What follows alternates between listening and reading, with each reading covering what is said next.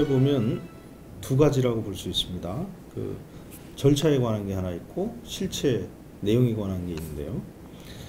절차에 관한 것은 그 탄핵 심판에서 첫째로는 내란죄를 삭제한 부분, 이게 가장 큰 문제죠. 이건 한 80% 이상의 그 핵심적인 사항을 제외했기 때문에 그것의 소추 사유의 동일성의 문제가 발생을 하고, 그래서 이 소추 사유가 변경됐다면 각하하고 다시 하는 게 맞습니다. 두 번째는 문재인 정부 때 이 검사의 검찰 단계에서 한 조사를 그 조서를 활용하지 못하도록 법을 개정해 놨습니다. 형사소송법에서는 그걸 엄격하게 준수하고 있거든요. 근데 갑자기 이제 헌법재판에서 헌법재판이라는 이유로 그것을 이제 무시하니까 매우 큰 문제가 발생하지 않을 수가 없었죠. 그리고 세 번째가 있다면 이 조서를 자기들이 이제 복사해서 보내라고 한 거, 이것도 금지되어 있습니다. 그다음에 공판 과정에서의 많은 그런 절차적인 문제점이 발생했기 때문에 절차적으로는 지금 위헌이 아니냐 이런 얘기가 있고, 과연 계엄행위라는 대통령의 이 통치행위, 이 국법행위가 어떤 사법심사의 대상이 되느냐에 관한 문제도 다뤄줘야 된다 이렇게 보고요. 두 번째, 계엄령 선포의 헌법 적합성 문제, 계엄령을 선포한 것 자체. 두 번째는 포고령 문제가 있고, 그다음에 이제 국회 병력 투입한 목적과 경과가 있고요. 네 번째, 정치인 체포 문제. 다섯 번째, 부정선거 밝히기 위해서 선관위 진입한 다섯 문제. 요게 지금 현재 헌법 위반이 문제가 되어 있습니다. 내란죄는 삭제하면서 이 내란 행위는 그대로 남았다. 이 상식적으로 이해가 안 되거든요. 이거는 상식이 아닙니다. 비상계엄은 대통령의 고유 권한이고, 계엄을 발동할 정도의 국가 비상사태인지 판단은 오로지 대통령의 몫이라는 주장과, 평시에 국회와 선관위에 불을 동원한 건 명백히 헌법 위반이라는 주장이 있습니다. 네. 교수님의 견해는 어떠신지요? 계엄이 과연 이제 우리 헌법상의 통치 행위에 해당하느냐, 이제 political problem이라고 하는, 다른 나라에서는 정치 행위라고 하는데, 이 정치 행위의 개념을 첫째는 인정할 수 있겠느냐. 그러나 우리나라 대법원과 헌법재판소에서는 정치 행위라는 부분이 있다는 건 인정합니다. 그런 건 있다. 근데 여기에 사법심사, 즉 이 정치행위라는 이름으로 사법심사의 대상에서 배제하느냐, 그게 문제죠. 또 우리나라의 경우는 국민의 기본권에 중대한 영향을 미치는 사안에 대해서는 사법심사를 하겠다. 이게 최근에 헌법재판소의 그 판결입니다. 최근 판례에 의하면 사법심사의 대상이 되지 않는 정치행위는 우리나라 헌재에서는 거의 인정하지 않는 것 아닌가? 라는 생각이 드는 거죠. 그 외국은 어떠냐?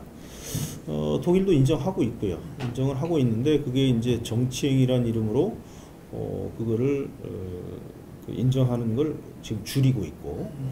근데 미국의 경우는 작년에 트럼프 결정이 있었습니다. 트럼프에 대한 대법원 판결이 있을 때 세 가지로 나눠서 직무행위 그 자체, 이건 절대적 면책. 그 다음에 직무 유한행위, 직무와 느슨하게 관련된 거, 요거는 판단을 해봐야 된다. 그 다음에 직무하고 관계없이, 예를 들어서 음주운전을 했다, 이런 거는 이제 사법심사의 대상이 된다. 이렇게 세 가지로 나누고 있습니다. 내란죄는 내란의 고의가 있어야 하고, 네, 국토참전이나 국권문란의 목적이 있어야 하며, 객관적 구성 요소로 폭동이 있어야 성립합니다. 예. 민주당이 내란죄를 처음에 주장하고 나섰는데, 내란죄가 과연 성립합니까? 그러니까 이제 객관적 구성 요건과 주관적 구성 요건으로 나눌 수 있지 않습니까? 고의 있고 목적 있고, 그 다음에 객관적인 폭동 있고, 이래야 되는데 이 세 가지가 다 있다고 보이지 않습니다.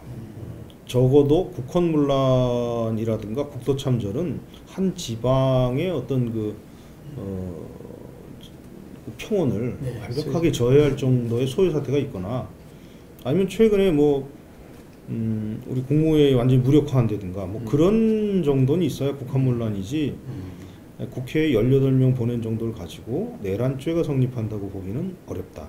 내란죄 수사와 관련해서 공수처의 수사 권한과 윤 대통령의 체포의 적법성 등 수많은 정당성 논란이 제기됐습니다. 네. 무엇이 문제가 되고 이런 논란이 탄핵 심판에 어떤 영향을 미칠 수 있을까요? 윤 대통령 쪽에서 예전에 박근혜 대통령 때하고 달라진 게 있는데 몇 가지가 달라졌습니다. 그래서 일단 첫째는 검찰 조서를 사용을 못합니다. 이거는 잘 아시다시피 검수완박 때문에 그렇게 해놨고, 상식적으로 어떤 걸 써야 되느냐 다 불러내야 됩니다. 그 내란죄를 죄로 따지려면 그러면 시간이 최소 1, 2년짜리가 되는 겁니다. 자동으로. 나중에 안 사실이지만 이분들이 이걸 잘 인지를 못한 거 아닌가. 나중에 알고 이제 내란죄를 뺐다 이렇게 되는 거죠. 그다음 두 번째, 공수처의 수사 권한은 이렇게 되어 있습니다. 일반적으로 지금 모든 수사 권한은 대부분 경찰에 가 있습니다. 그 다음에 검찰은 지금 6개 정도 있다고 그러잖아요. 특별한 거, 직접 수사할 수 있는 거, 요 6개 제외하고는 없고요. 공수처는 고위공무원의 독직행위를 비롯한 행위에 대해서 할 수 있는데, 문제는 그 중에 대통령에 대해서 할 수 있는 외환, 내란죄는 거기 없습니다. 일단 검찰이 손을 뺀 거죠. 우린 저기 수사권이 없으니까. 그럼 경찰이 해야 되는데, 경찰은 상대적으로 좀 수사가 늦다고 생각했는 모양입니다. 그래서 억지로 공수처하고 공조수사본부를 만들어서 공수처로 떠넘겼고, 공수처가 이 직권남용을 이유로 그걸 발판으로 내란죄, 외환죄까지를 수사를 했는데, 이거는 정말 어불성설인 거죠. 그래서 그 수사에 문제가 생겨서 구속 취소라는 정말 드문 그런 현상까지도 이제 생기게 되었고, 제가 확인을 해봤는데 공수처에서 만든 서류가 직접 이 헌법재판소에는 제시된 바가 없답니다. 간접적으로 검찰 수사, 경찰 수사를 통해서 그게 오염됐다라고 본다면 그건 뭐 동일하게 오염된 건 마찬가지다. 따라서 절차적인 정당성 논란은 여전히 진행될 수 있다. 예. 그렇게 생각합니다. 네, 그렇군요. 저기 미국 얘기를 좀 잠깐 드려보겠습니다.